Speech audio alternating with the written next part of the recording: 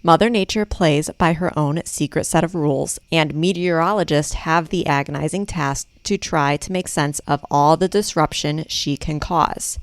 One of the most unpredictable and violent parts of nature are the phenomenon that inspired the Twister movies.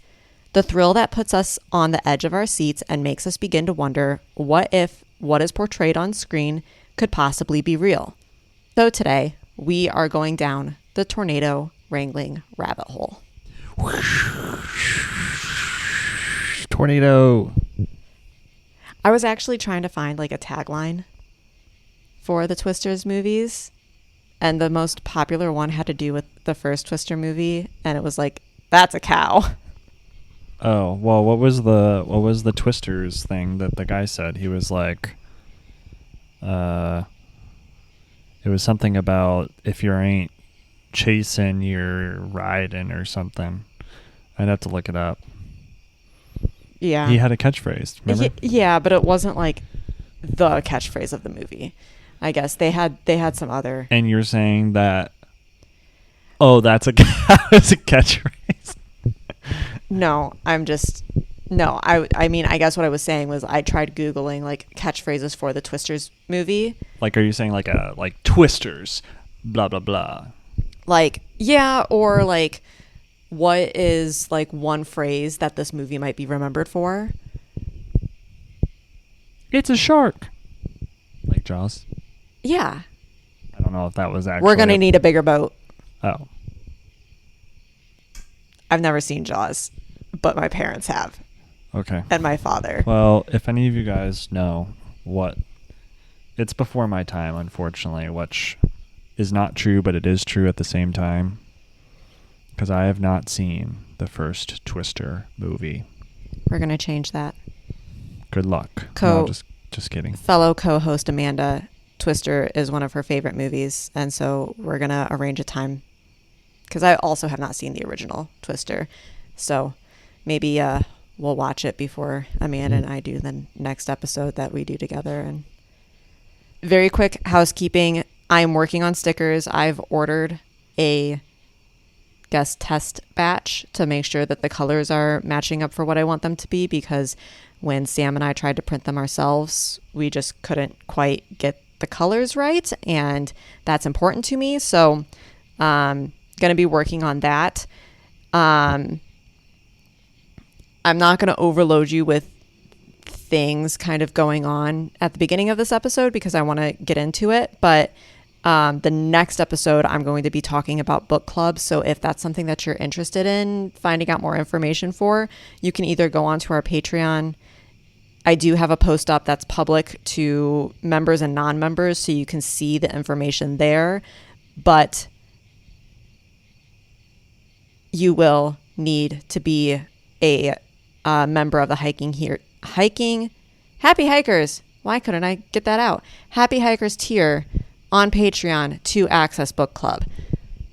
But again, I'll talk about all the details for book club in the next episode. And then, Sam. Yes. Do you have thoughts about tornadoes? Well, I have been through one tornado. Actually, two tornadoes. One, I was at Sam's Club. So I was at work, and then nothing really happened, and then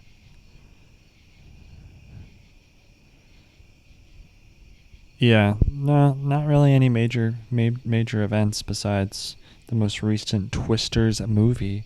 I think it is an interesting thing nowadays with insurance, and like how natural disasters affect current real estate and like rebuilding and the cost to rebuild things. Like that's a very crazy thing. But yeah, that was an aspect that I wasn't really expecting in the movie, to have like basically somebody coming in and buying all of the destroyed properties and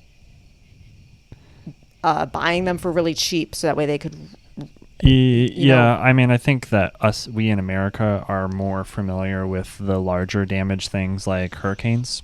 Hurricanes, I mean, you have these Camille is probably familiar with that now, in that like the people that were just normal people that owned property on the water, when their house gets destroyed, like they're like screwed. And it like they have, I feel like that's when like the big companies like that will come in and be like, do you really want to wait for your house to get rebuilt? I can just give you money right now. Well, like, especially too, I know in like California where wildfires are really prevalent, and Florida where hurricanes are really prevalent, insurances are starting to drop because then you have the whole Hawaii thing, wildfire.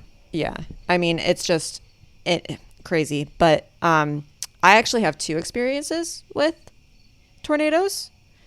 One, I was young. I don't actually remember how old I was, but we were driving home from my grandmother's house, who lived about an hour away from us. And it was thunderstorming, and my dad was driving. My mom was obviously in the front seat. I was sitting behind my dad, and my brother was sitting behind my mom in the back seat. So we're driving, it's storming, and I don't remember how our attention got brought to the funnel cloud that was next to us, like in the field. It was your primal instinct. An attachment to nature. Maybe, but I don't actually remember if like my parents said something. The next thing that I actually remember is my mom and dad were fighting because my dad was like, should we pull over? We need to get in a ditch. And my mom was like, no, it's going the opposite direction. You keep driving. My brother was next to me crying and screaming that we were going to die. And I think I had my face plastered to the window. Yeah, Chad, you hear that? You're crying like a little baby. If you hear this, then tell me about it. I don't know that he'll hear this, but he might not be interested. But yeah, that was my first experience with, or most memorable experience with a tornado, was that like we saw the funnel cloud come down and it touched down. The other experience that I have was in 2010, the day before I graduated high school, or the day before our graduation ceremony of high school. A tornado hit the town next to us, took out the entire school, took out a lot of the town. It was an F4 tornado. I didn't realize that until recently when I looked it up to see like exactly where all it took out. And that one, I also don't remember a lot of the details of, other than we were in the basement and our power went out and we were listening on a battery radio to... Was this, you said it was before your graduation, so it was during summer? It was the night before our graduation ceremony. So no one was in the school. Nobody was in the Most school. likely. But they also had their graduation ceremony the next day. So my high school that I graduated from opened up their stadium for them to use. So we had two graduations going on at one time. Oh. Yeah. So that was a crazy experience. And it was the communities from all around came together to help clean up and, I think that's something that was mentioned or observable in the new Twisters movie. Yeah. Just like how the community gets involved in helping each other when something like that is outside of their control happens. I'm sure that happens in hurricanes and earthquakes and stuff too, but it is a good sign about humanity. Yeah, that's one of the things that I really like about telling these stories is the fact that people do come together and the spirit to help is there. And I think that's a great reminder, especially when, you turn on the news and all they talk about is the devastating things that happen, and they don't really look too much at, the volume of people that are willing to put in the work. Efforts to assist. Yeah.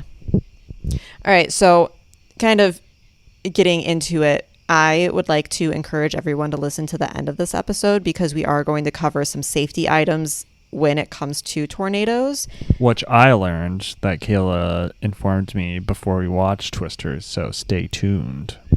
Yeah. And I also hadn't realized until I talked to you about it that even people who grew up in the Midwest, me, not everyone has the tornado safety background. And and even if you do, it's good to re-solidify the fundamentals and get re-familiarized with things that you may already know. And brush the dust off. Yeah, things are always changing. The things that I learned in elementary school are not necessarily the best things to do today. But we're just going to go over some of those things. And I, again, encourage you to listen, because tornadoes are something that can happen in all 50 states, I'm going to call it 6 continents, because Antarctica doesn't have tornadoes because it's so cold. But, tornadoes can happen anywhere at any time that there's a thunderstorm. So I think having this information tucked away in the back of your head would probably be a good idea. So, and I've actually had this particular story on my list for a while, but I didn't really know what direction I wanted to take with it until we went and saw Twisters. Well, we went and saw Twisters, and then last week we were under a tornado watch. There was a tornado warning south of my own home. So yeah, it just kind of made me think this is probably information that people need. And so this episode absolutely looks different from most of my others. Moving on July 21st of 1987, a tornado formed and touched down at 1:28 p.m. just north of Jackson Hole, Wyoming, near Lava Creek, between Granite Mountain and Mount Randolph. The tornado then made its way through the wilderness of the Bridger-Teton National Park, going near Enos Lake, followed a path over the Continental Divide and into Yellowstone National Park, where it ended its 24.4 or 39-kilometer journey into the Theophare region of Yellowstone.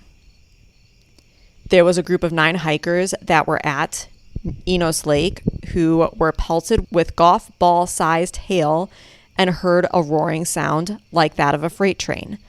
Luckily, there were no injuries and no deaths caused by this tornado, but an estimated 1 million trees in a mature forest were uprooted or snapped, and a mature forest just means that the forest was between 80 and 200 years old. So these were big trees that were snapped like toothpicks. Some of the trees that were left standing were seen to be splattered by topsoil, and they were also debarked.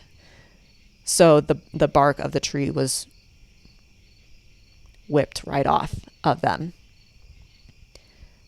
The tornado ended up being rated as an F4 and stands today as the strongest tornado in the state of Wyoming, as well as the strongest tornado west of the Continental Divide.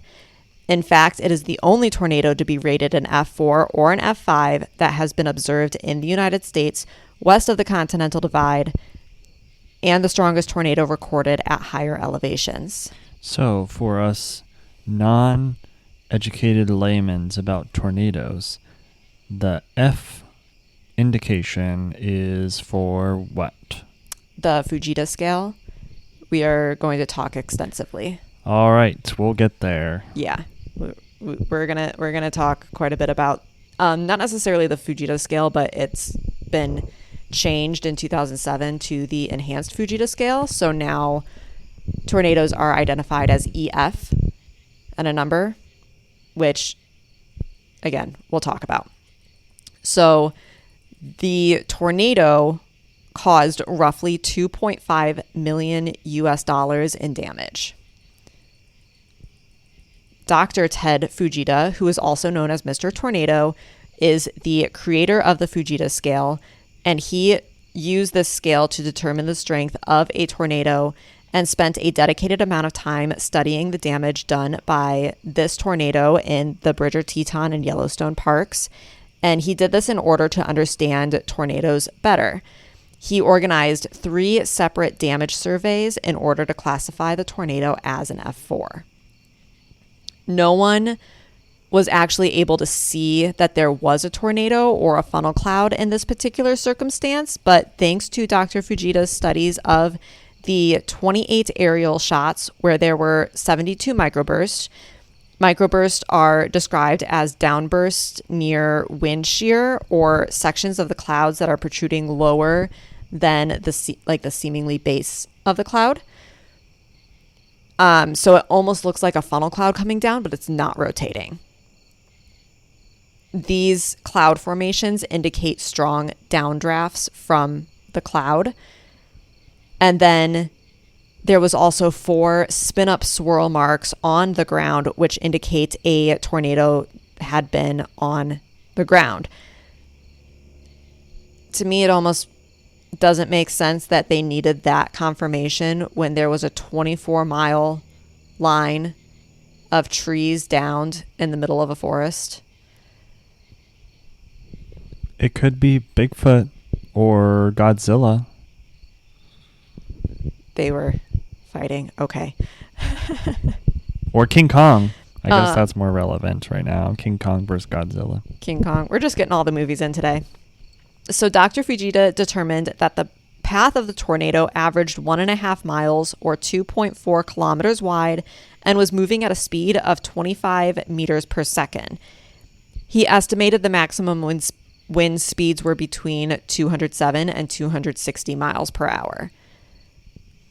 Dr. Fujita had intended to conduct more analysis on this damage, but unfortunately, there was a forest fire in 1988, which resulted in the destruction from the tornado going up in flames. So the evidence got wiped. Correct. Oh. So the fires that burned in Yellowstone in 1988 was actually multiple fires, 9 of which were started by people, 42 of which were caused by lightning. 36% of Yellowstone National Park was affected by the fires, and $120 million was spent to try to assist in putting out the fires, along with 10,000 people fighting the fires. The fire clearly did not only affect Yellowstone, as they also left the park bounds and burned into the Teton Range, which we can see with the evidence of the tornado, which traveled from Teton to Yellowstone, getting completely burned to ash. Also, for reference, if you're not familiar with the area of Yellowstone and Tetons, is Yellowstone is kind of north, Tetons is south of Yellowstone, and their main entrances are 57 miles apart. So that doesn't mean that the park bounds, I guess what I should say is the park bounds are closer than that, significantly closer than that, like within 20 miles of each other, closer than that. But the main entrances to those parks are 57 miles apart, which also goes to say how big Yellowstone is. That is a big park. It is a very big park. We'll be there eventually. Next year. Did you forget already where we're going next year? Where are we going next year? Don't you want to go see bears? Yellowstone. Oh, we got to go to Glacier. Glacier's going to be easier for us to get to. Or Tennessee. Oh, shit. But I've got the Idaho thing. That's true. No, our friend was random aside. This is a Sam distraction. Our friend recently went to Tennessee in the Smoky Mountains, and they had an Airbnb and had like literally 2 bears, one really big one and one really like a small one, just like come up and like stare at them at 2 separate times. Yeah, like one of them like climbed up this, like they had like a tiered house, and it just like climbed up this, the little baby one climbed up and was like, hey, what's up? Yeah, they had to scare that one away. Then the big bear was just like, I smell tacos. Yeah. And yeah, so that was funny. So then Kayla, after I heard that story, I was like, oh, I know where we're going next. I asked him for the exact coordinates for the house. Yeah, it's not very far from here, so. Yeah. Or it would. Hey, weekend trip. We could absolutely add it to the list. Okay, so I also want to clarify a couple of things. One, as we already kind of mentioned, the EF scale and the F scale are the enhanced Fujita scale and the Fujita scale. It was changed from the Fujita scale in 2007 to the enhanced Fujita scale, which is why there are some ratings as F and a number, and then EF and a number. The tornadoes that were previously identified as somewhere on the scale of the Fujita scale were not transitioned into the enhanced Fujita scale. They just stayed. That is my question randomly about this, though. Is it possible to like convert it or not? Yes and no. Okay. So the Fujita scale goes based solely on wind and how fast the wind speeds are. The enhanced Fujita scale takes into account wind and damage. So you kind of sort of can. Are they accounting for inflation? There's my random joke. Okay, continue. Okay. The second thing I want to clarify is that we talk quite a bit about tornadoes that have been recorded.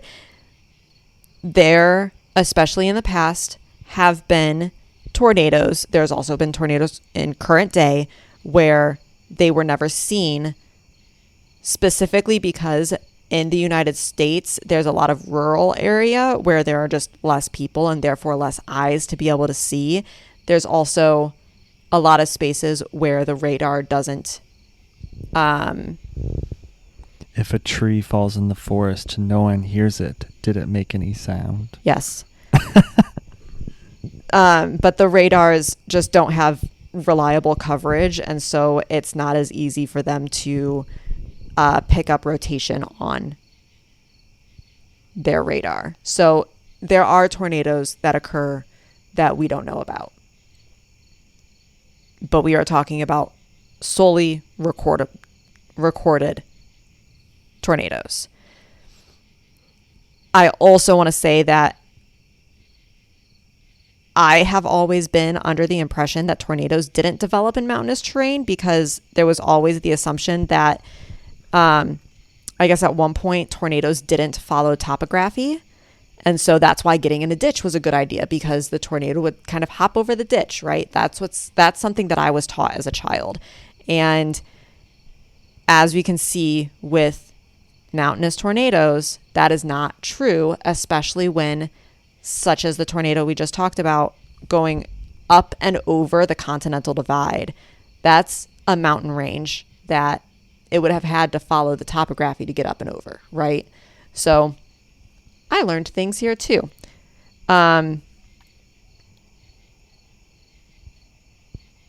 So the Teton Yellowstone was the strongest mountainous tornado on record, but it is far from the only one. With that, though, most tornadoes that touch down at high elevations are rated an EF0 or an EF1. In 2004, there was a tornado photographed in Sequoia National Park that was over 12,000 feet in elevation, or 3,650 meters of elevation. And that's the highest elevation that a tornado has ever been confirmed at.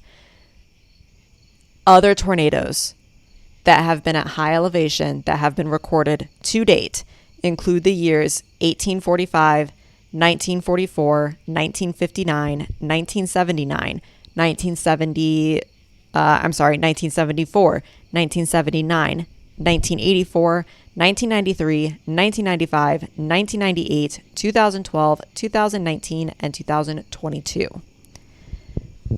So that was a mouthful, but that's actually not that many.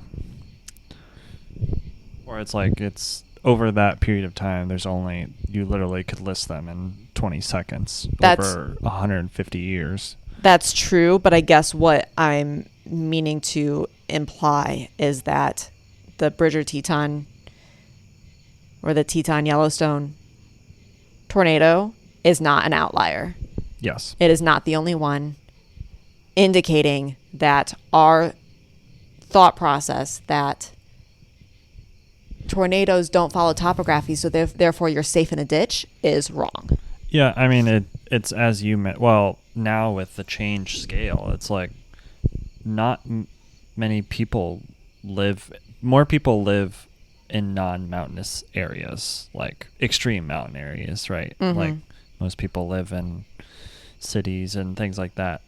So it's like with the change in the scale, which is now based on damage, like there's more likely to be damage because damage is human damage, or like is it human damage or is it damage to things? We'll talk about it, but it's damage to things. Oh, like trees, buildings, structures. Okay. Well, yeah, it's just like you're more likely to not. There could be a lot more. They're just not recorded because no one cares to record in that area. Well, yeah. Or just the coverage is not as much. So nobody knows about it. So tornadoes are less likely in mountainous terrain simply because mountains tend to have weather patterns and conditions that do not support the formation of the wind rotation required to form a tornado. Well, they create crazy wind patterns like that Washington.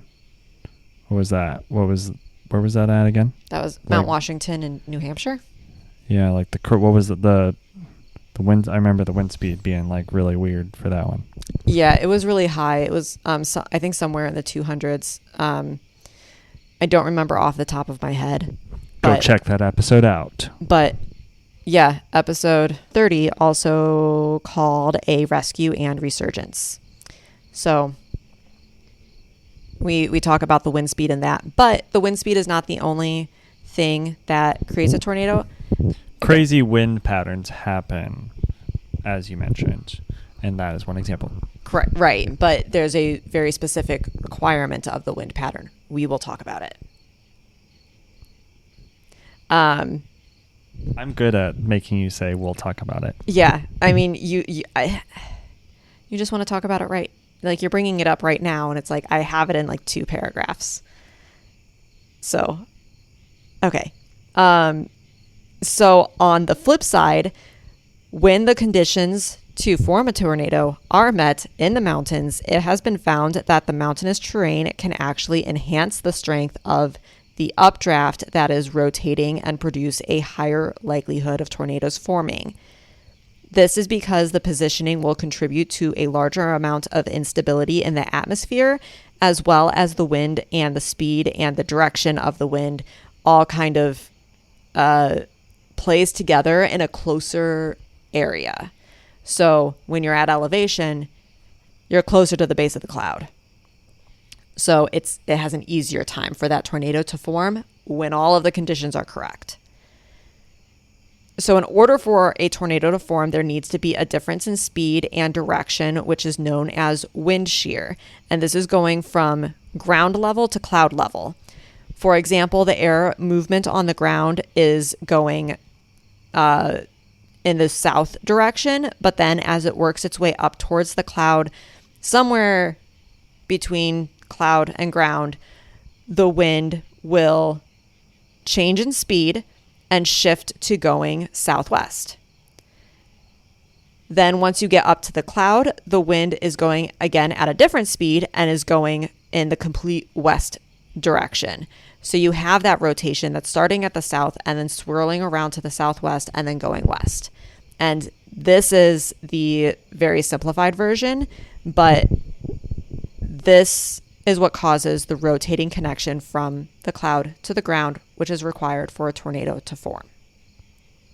So the air rotation then must be moving up from the ground, as there are already downdrafts from the clouds, and these drafts and rotations must match up so that the downdraft rotation in the cloud is over the updraft from the ground. Otherwise, a tornado will not be able to form. Typically speaking, the rotation near the ground doesn't move fast enough for a tornado to form. This is also why some Doppler radars are able to see rotation in a storm in like a particular section of cloud, triggering a tornado warning without having a tornado confirmed by sight. There is another factor to being able to confirm a tornado.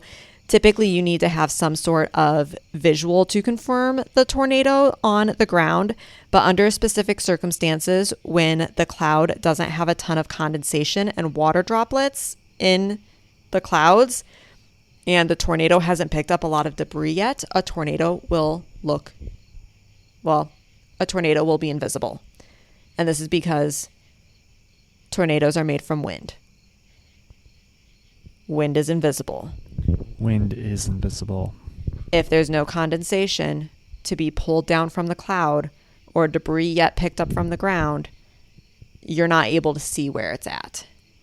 So there is that factor. I believe it's usually right in the very beginning of a tornado when it's there, you just can't see it. 80% of tornadoes develop in supercell thunderstorms because there tends to be those storms tend to have the larger rotating updrafts that develop with the supercells, as well as there is just more moisture in the clouds. Tornadoes usually take between 15 and 30 minutes to form, but that's not always. They can, on occasion, form without any indication beforehand. Even though 80% of tornadoes develop in the supercell, only 20% of supercells produce a tornado. 20% of tornadoes develop in non-supercell thunderstorms, and they're actually associated with a line of strong thunderstorms called quasi-linear connective systems. These systems generally occur either late at night or in the very early morning hours, and the tornadoes that are produced from these storms tend to be on the weaker side, the smaller side, and they don't last as long in duration. Did you ever figure out why they're weaker at night? Is that just because of... So that particular type of cloud doesn't have the same type of strength as supercells. Supercells require a lot of moisture, which comes with humidity and heat. And as always, generally speaking, overnight the temperature will drop all the way until you hit the point of dawn and the sun starts coming up, and then the temperature starts to rise again. So when it's dark out and that temperature is dropping, the heat isn't there to create the same amount of moisture, and that then creates, I guess, weaker tornadoes. I see. So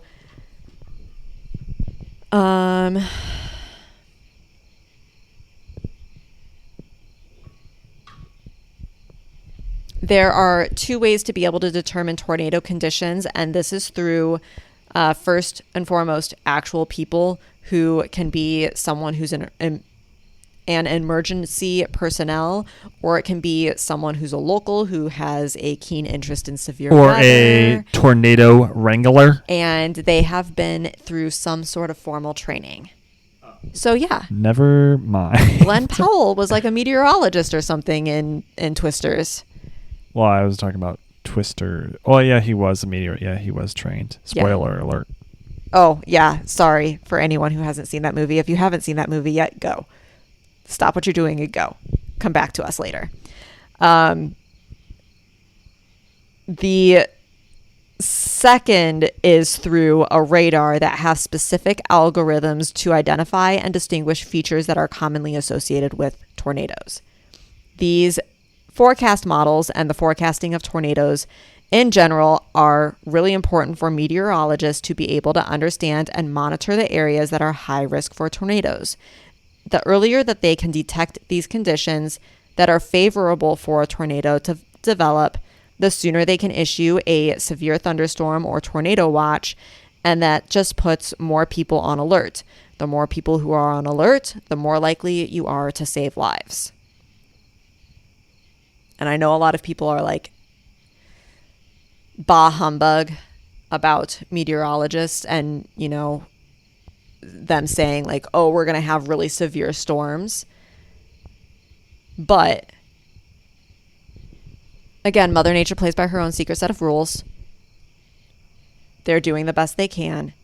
But also, if the thunderstorm develops the way that they think it might, and does develop strong tornadoes, you are better prepared, having known that information as far ahead of time as you can get, rather than then playing it down and saying like, this might get bad, but it might not, because you're not going to take that serious. So that's what Kayla's trying to tell you. At least give your meteorologist some consideration. They're just trying to save your life. They're trying to do the best that they can. Yeah. Although I do the same thing when it comes to snow in the wintertime around here. They're like, oh, we're going to get 3 to 6 inches tonight. And I'm like, no, we're not. Do you know where we live? NSSL, or the National Severe Storm Laboratory, leads a program that researches weather patterns to help better understand storms and to be able to provide more lead time to warnings for tornadoes, severe weather, and floods. NSSL hope that in the future their program will be able to predict individual tornadoes, and they do this by using information gathered by prior tornadoes to recreate the storms in their computer models. And while this is the simplified version of how tornadoes form, I do want to express the jet stream does carry an emphasis on the support of tornadoes forming. This is because the jet stream creates a strong updraft and a higher rate of vertical motion in the atmosphere, which supports the development of a tornado, along with the amount of moisture that the jet stream carries. It also carries heat with it, and both the moisture and the heat help to create powerful storms that can develop tornadoes. The jet stream collides with cooler mountainous air from the north, generally in the area that we identify in America as Tornado Alley. Sorry. So the jet stream, are you referring to a jet stream or the jet stream? The jet stream from the Gulf. Okay, great. So it's like the titular the titular jet stream. we have a joke. Never mind. Gotcha. The what? The titular or the aforementioned. There's something about, I'll tell you later. It's a definition of them. It's a funny word, but it essentially means like the one, the only. Got it. Sort of, but in one word. Got it. So it's like the titular queen. Got it. Or something. Okay. Yeah. But people use it wrong. I'm talking about the jet stream. Okay, great. Okay. Before I say the next thing, I don't want anyone to freak out and worry and think that tornadoes are like a super, super common thing. I mean, sometimes they are. But like, we're not going to... Kayla has knocked on wood. Yeah. Don't worry about it. I'm not going to say what I was going to say, but I guess what I'm trying to emphasize is that there's nothing currently saying that we are more likely to get more tornadoes than what we have in the past. For the most part, tornadoes are a rare natural phenomenon in comparison to normal weather phenomenon. Correct. And to help everyone kind of stay fully grounded here, pun intended, the fact that tornadoes are not that common. The fact is tornadoes are not that common. And so specifically in the United States, only about 1 out of 1,000 storms, or about 1% of storms, produce a tornado. The United States is the most common country. Sorry, you're going to have to backtrack. 1 in 1,000? 1 in 1,000. 0.1%. 0.1%. I probably forgot a period in there. Thank you. Also, in addition to that, the jet stream, while it does carry a ton of moisture and a ton of heat with it, tornadoes require a greater amount of moisture than what the average storm produces, which is part of the reason why so few storms produce a tornado. There are parts of not only the United States, but also the world that have weather conditions that are more likely to support the formation of tornadoes. And as I've already mentioned, you can see this in the United States in the area known as Tornado Alley. The heart of Tornado Alley includes the states of Texas, Oklahoma, Kansas, Nebraska, eastern Colorado, South Dakota, and basically anywhere from Texas up to the Mississippi Valley accounts for a third of tornadoes in the United States each year. This doesn't mean that other areas of the world are safe from tornadoes.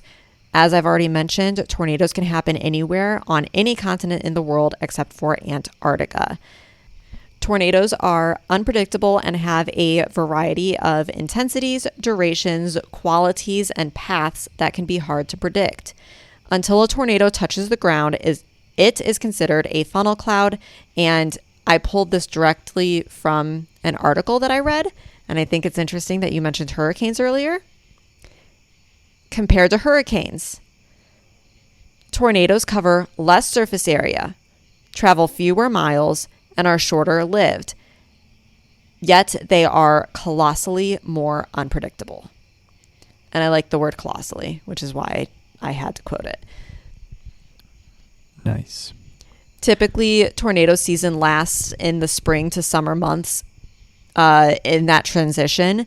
However, tornadoes can develop at any time in any place in the United States, overland or over water, in cities and rural areas, clearly in mountains, as we've already discussed, and of course in the plains, which we see in Tornado Alley. Tornado Alley doesn't have more tornadoes because it's the plains and it's a flat area. It has more tornadoes because of the jet stream colliding with the cooler mountain air. I think that is an interesting fact that most people would get wrong. Yeah.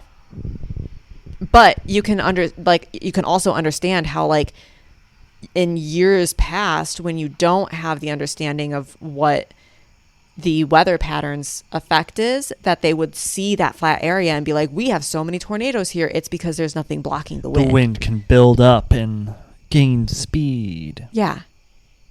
I mean, it makes sense how it happened. In the United States, the average number of tornadoes per year between 1991 and 2010. Wait. I want to guess. Go ahead. So, what am I guessing per year? It's the average per year. Okay. No pressure.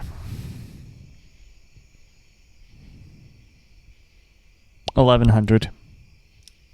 You are very close. Yes. 1,251. I did not see the notes. That was a genuine guess. Yeah. I was actually, last night I was thinking maybe I should share this document with Sam, let him know what he's getting himself into, but then I was like, nah, I gotta edit it some more. I predict the future. Anyways, in recent years, that average has seemed to hold steady, with 1,086 touching down in 2020, 1,376 touching down in 2021, 1,143 touching down in 2022, and then last year in 2023, there was 1,402. The United States does have the most tornadoes each year compared with anywhere else in the world. For example, the United Kingdom. Would you like to guess the average of the United Kingdom's tornadoes each year?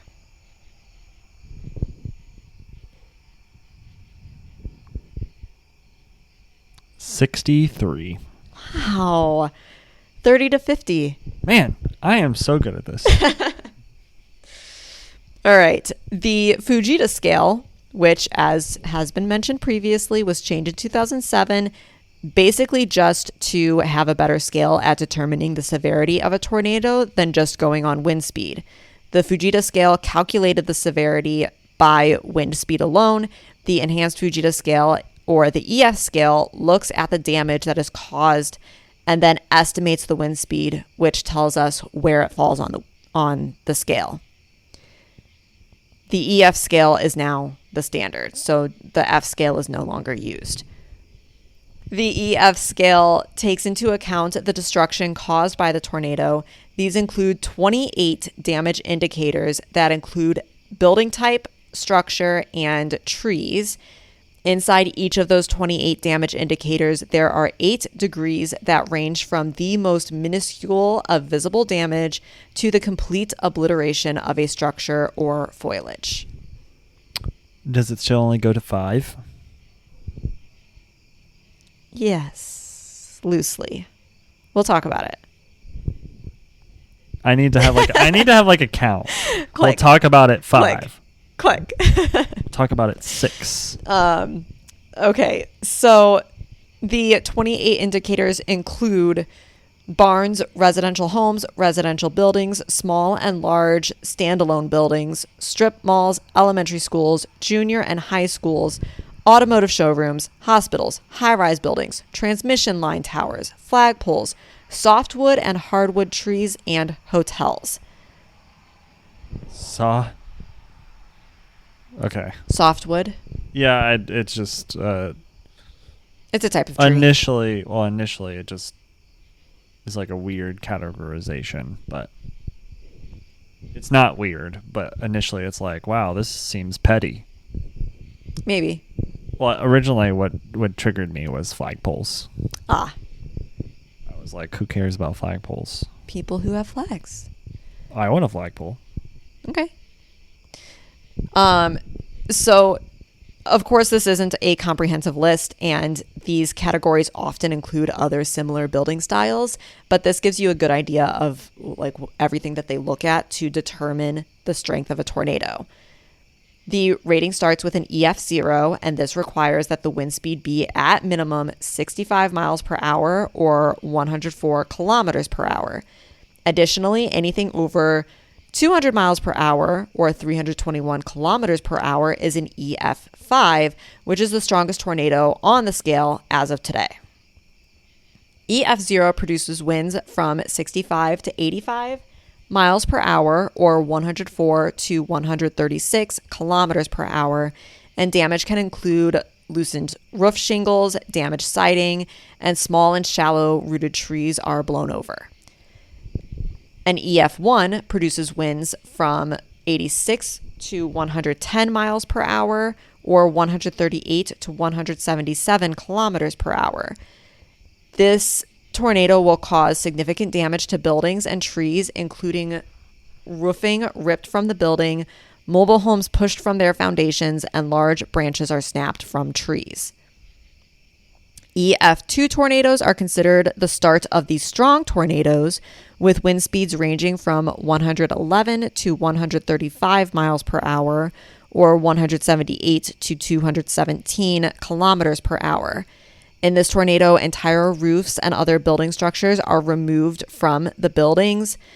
Large trees are uprooted and cars are overturned. 95% of tornadoes fall into this EF2 category or lower.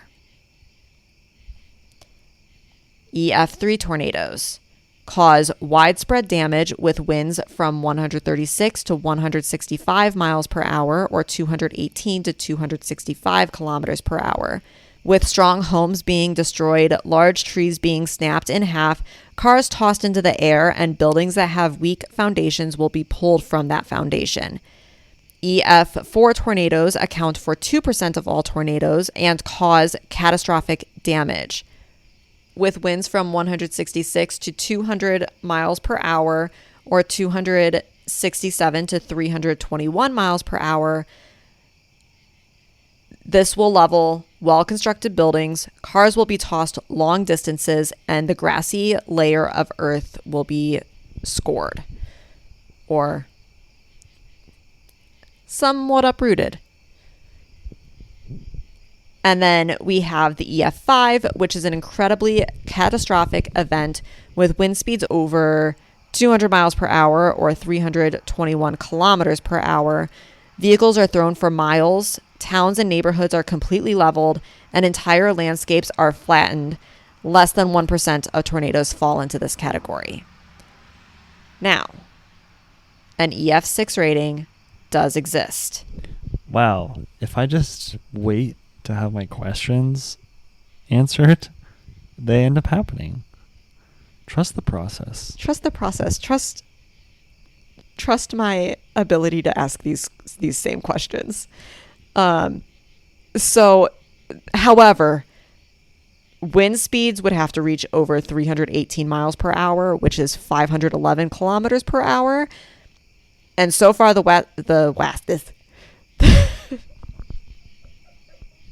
It's close to Kayla's bedtime. Oh, we're past my bedtime. So far, the fastest wind speed on record from a reliable source is in 1996 from tropical cyclone Olivia that occurred in Australia, and the wind speed reached 253 miles per hour or 407 kilometers per hour. That seems like a major jump. Is this like a exponential scale or something?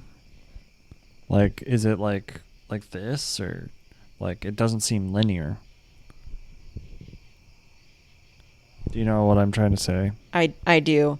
I'm looking right now. Yeah, so it looks like there's 20 miles per hour between the wind speeds for EF0, about 20 for EF1, about 20 for EF2, 30 for EF3, 40 for EF4, and then EF5 is 117. So I'm not sure what exactly the purpose of that is, but it might just be that we've never had a tornado so strong. Like, we don't know how to categorize something that strong. Or maybe it's not necessarily that we don't know how to categorize something that's strong, but there's so few of them that it's hard to like split them into a category. Well, it just seems like an arbitrary number. It's like almost like, you know what it might be. It's something like, okay, we're going to see how much it's like a calculation. It's like, okay, how much wind would be required to uproot a tree that's diameter is like 4 foot. It's like 3 foot, 2 foot, 1 foot, and they just have this weird scale where it's like that wouldn't be linear because, you know, tree roots, you know, it's like a circle and it would have more roots and it would go deeper, and like it wouldn't just be like, all right, 20 more miles. It would be like way higher because it's way stronger, live longer. It's like almost, if anyone knows. Sam has questions. I always have questions. I know. That's my favorite thing about you. Okay, so the tropical cyclone Olivia wind speeds were measured by an anemometer. Anemometers are considered completely accurate. You can also measure wind speed from a windsock, which is something that you often see at airports. And the speed of the wind is measured. It's just such a funny name for that. It's an interesting name. And so the speed of the wind is measured by. Do you need help? I've had many inappropriate jokes related to some things that have been said and that I've kept to myself. And he's now laughing at one. Okay. Would you like to tell the inappropriate joke? Maybe it'll help you. It's practicing safe intercourse. Use a windsock. Wintercourse. Okay. Now she's gonna have to put the explicit marking on there. I might have to. We'll see how clearly that one comes out. Okay. The speed of the wind is measured by how rigid the wind forces the sock to be. I lasted. I lasted. How long? It's past my bedtime. I'm going to say that sentence again. The speed of the wind is measured by how rigid the wind forces the sock to be. And then The least accurate is by Doppler radar, and finding the actual accuracy rating for the radar was actually really hard. But a couple of examples a couple of examples where there's potential for very, very strong tornadoes to have existed.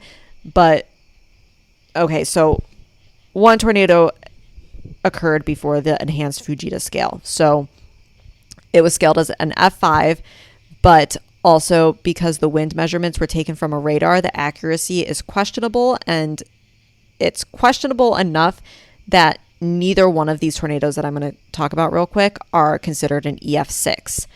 The first tornado, being in 1999, occurred in Greenfield, Iowa.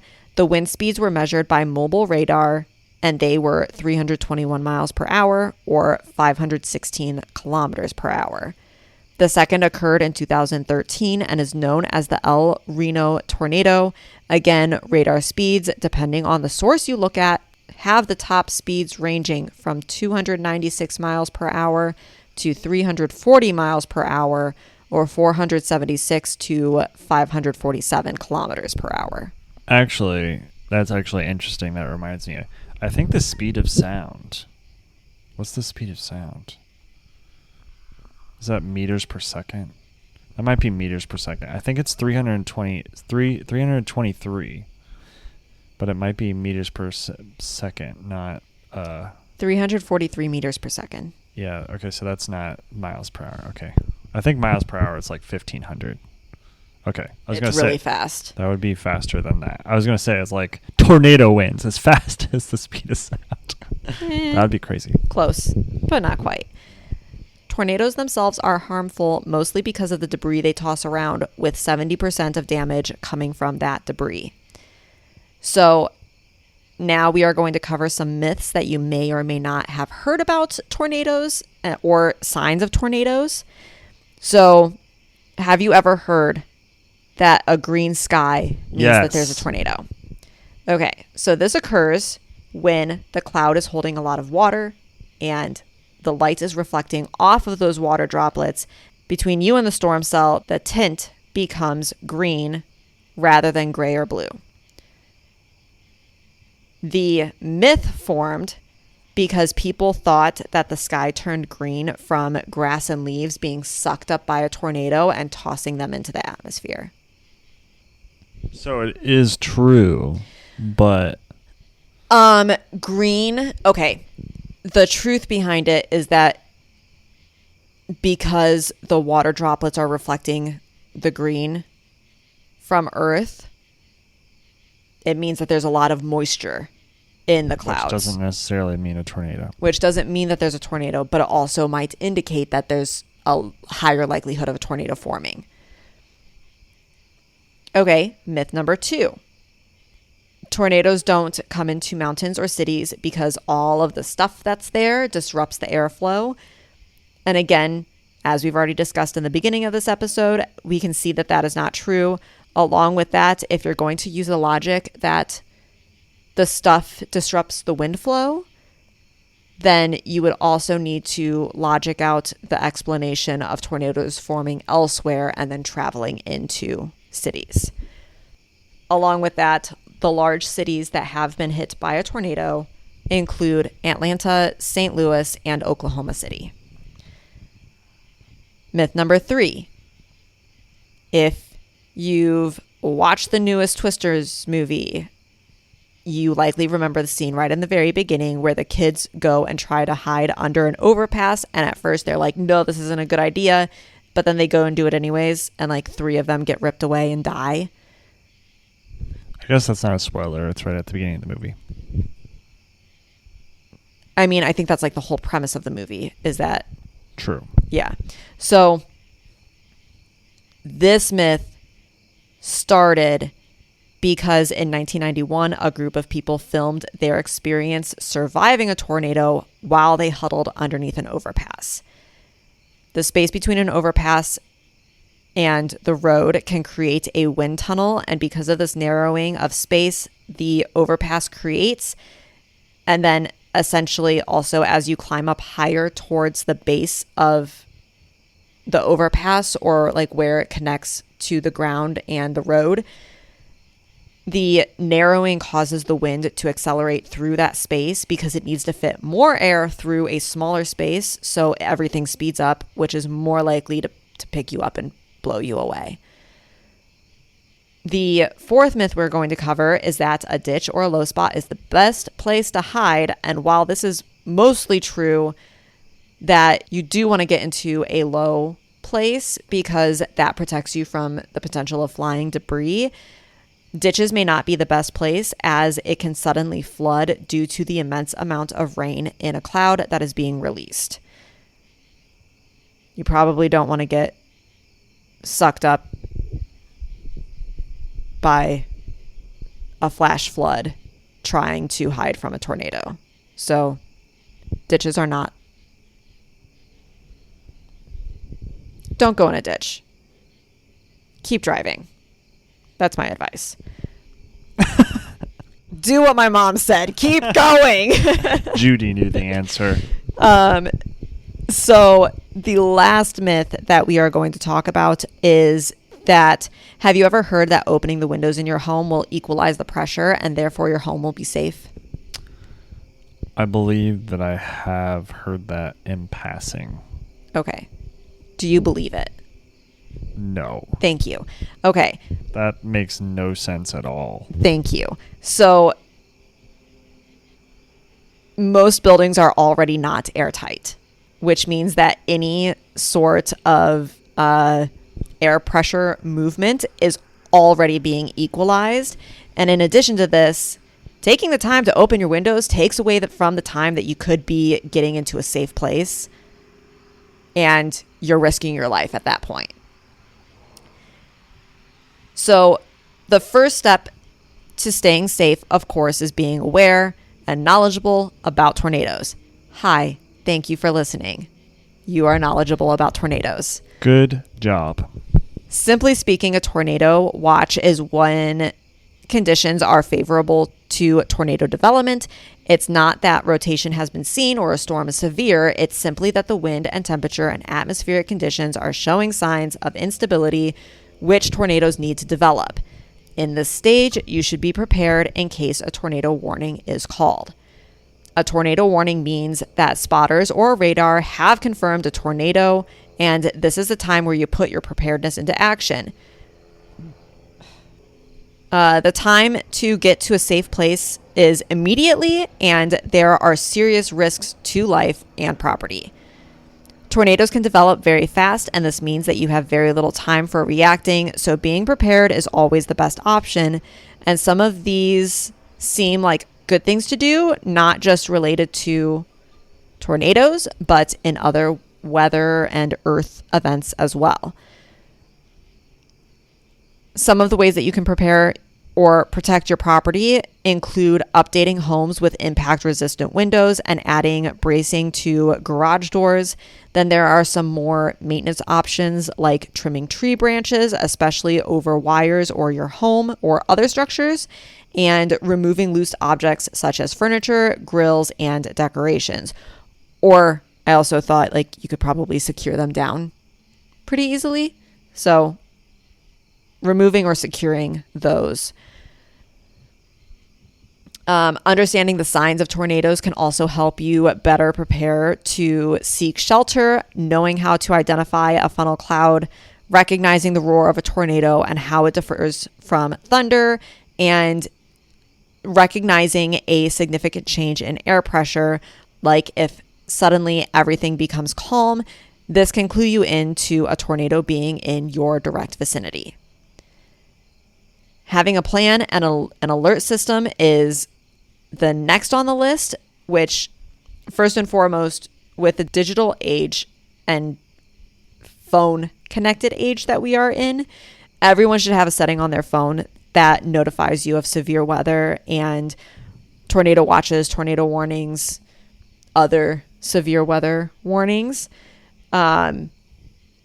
Identifying a safe location within your home and maybe even at work. Have an emergency kit that includes some non-perishable food, water, first aid, batteries, flashlight, and a battery-powered radio. And then make sure that everyone within your home has a job. For example, growing up, actually, I'll just say even more recent than that. When Logan was a baby, I mean, he's a toddler now, I would still have the same role with him. But with my parents, my mom was preparing the basement. My dad was figuring out where the tornado was. And my job was to get Logan and keep him calm. The preparations that my mom took into place in the basement was to, before we remodeled the basement, but clear out one of the corners of the basement. She would grab water, she would grab some food, she would grab some Band-Aids and stuff like that, and have flashlights down there and make sure that, you know, we were okay to be down there for a little while if necessary. And I got my face plastered against the window watching the tornado form from my dad. So my dad is really good at, you know, watching and understanding what forecasters are saying. So, yeah, you he know, watches, wait, what is that guy's name? Blizzard Bill. He watches meteorologist news for fun. All the time. All the time. I also used to watch weather-related stuff for fun when I was younger. All right, last and not least, you've identified all the information you need. You've created a plan. You've discussed this plan with everyone else. When the time comes, follow the plan. Don't go out in your front yard looking at the tornado. Get into your safe place. You are not Glenn Powell or Helen Hunt. Thanks for coming to my TED Talk. Clap, clap, clap. Insert clap, clap. claps. All right. Thank you for listening. Sharing. Thank you for sharing. Thank you for listening to the episode about tornadoes. Good timing. All right. Bye. Bye. Thank you for listening. Please take a moment to rate and subscribe from wherever you listen to Tragedy with a View. To get access to ad-free episodes, bonus content, and more, please join us on our Patreon. The link will be in the show notes. Don't forget to follow us on Instagram and Facebook. And to share a story of your own, send us a Campfire Confessional email at tragedywithaview@gmail.com. We'll see you next time.